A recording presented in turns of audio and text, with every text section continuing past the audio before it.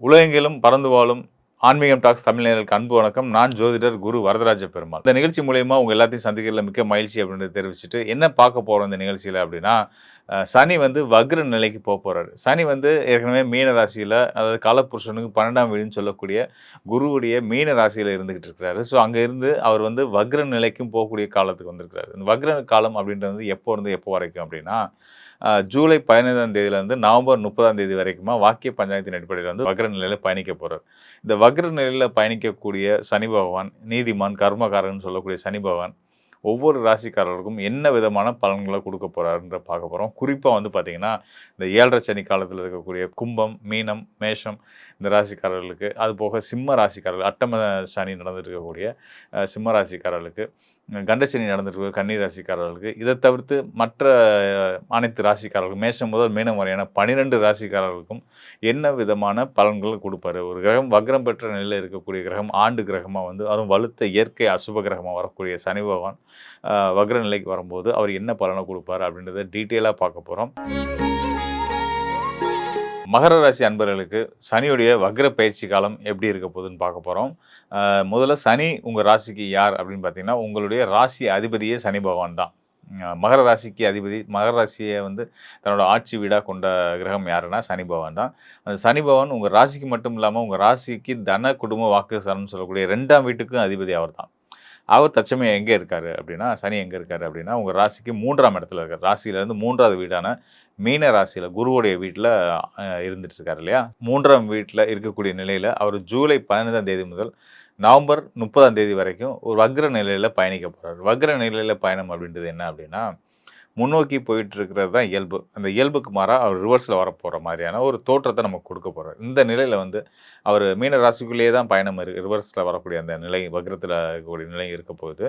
So அப்படிப்பட்ட இந்த 138 இந்த ஜூலை 15 முதல் நவம்பர் 30 வரையுமான இந்த 138 நாட்கள் வந்து எப்படி இருக்க போகுதுன்றத நம்ம பார்க்க போறோம். டீட்டெயிலா பார்க்க போறோம். இந்த இடத்துல வந்து பார்த்தீங்கன்னா, ராசிநாதன் 3ஆம் இடத்துக்கு போறது அப்படின்றது ஒரு சிறப்பு அம்சம். இயற்கை என்னதான் ராசிநாதனா இருந்தா கூட, ராசிக்கு அதிபதியா இருந்தா கூட, அவர் வந்து இயற்கை அசுபர் இல்லையா சனி பகவான்.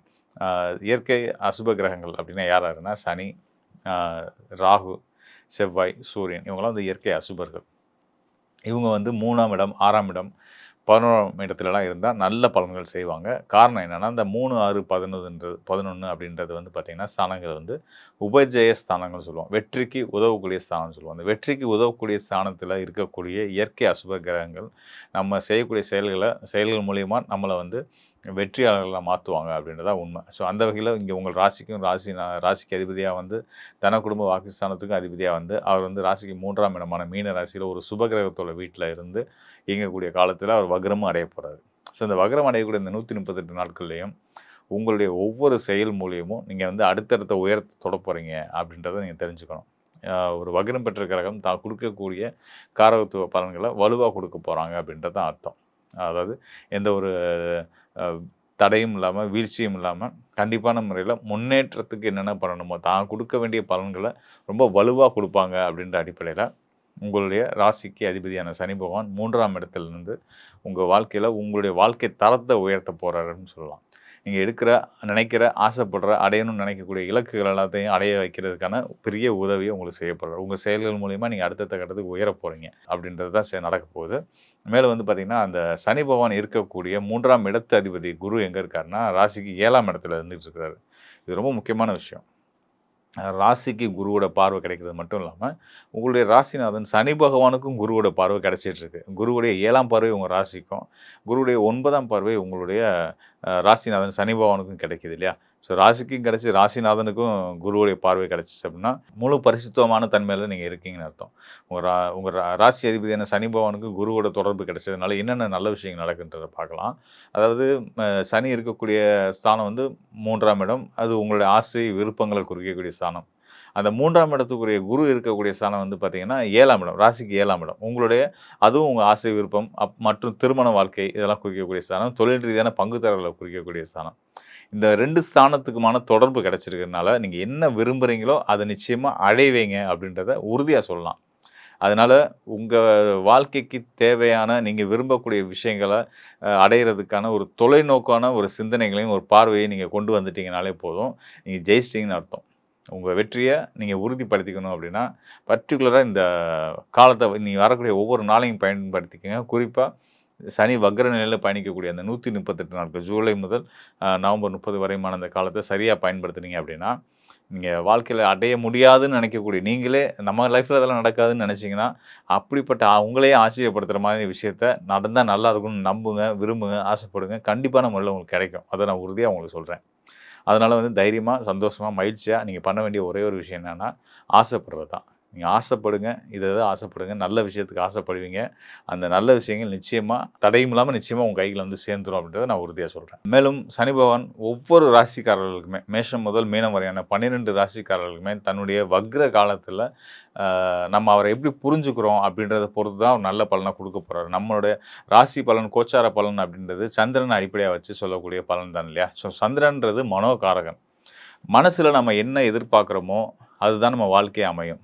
எண்ணம் எதுவோ அதுதான் வாழ்க்கை. ஸோ அந்த வகையில சனிய பத்தின புரிதல உங்களுக்கு ஏற்படுத்துறது தான் இந்த நிகழ்ச்சியோட நோக்கம். ஸோ அந்த வகையில சனி உங்க ராசிக்கு எந்தெந்த ஸ்தானத்துல இருந்து என்னென்ன கிரக தொடர்புகளோட இருந்து உங்களுக்கான பலன குடுக்குறாரு அப்படின்றத நம்ம பார்த்துருந்தோம். ஸோ அந்த வகையில உங்களுடைய வாழ்க்கைக்கான ஒரு தொலைநோக்கான பார்வைய இந்த காலகட்டத்தில குறிப்பிட்ட இந்த காலகட்டத்தில அதாவது சனியுடைய வக்ர பயிற்சி நடக்கக்கூடிய காலகட்டத்தில நீங்க சரியா திட்டமிட்டீங்க. மனசுல இதத்தான் நம்ம அடைய போறோம். இதுதான் நம்ம இலக்கு. நம்ம விரும்பக்கூடிய விஷயம் இதுதான். அப்படின்ற விஷயங்கள நோக்கி உங்க மனசுல ஆழமா பதிய வச்சு, அத நம்ம நிச்சயமா அடைய போறோம் அப்படின்ற ஒரு எண்ணத்துக்குள்ளே நீங்க வந்துட்டீங்கனாலே போதும்.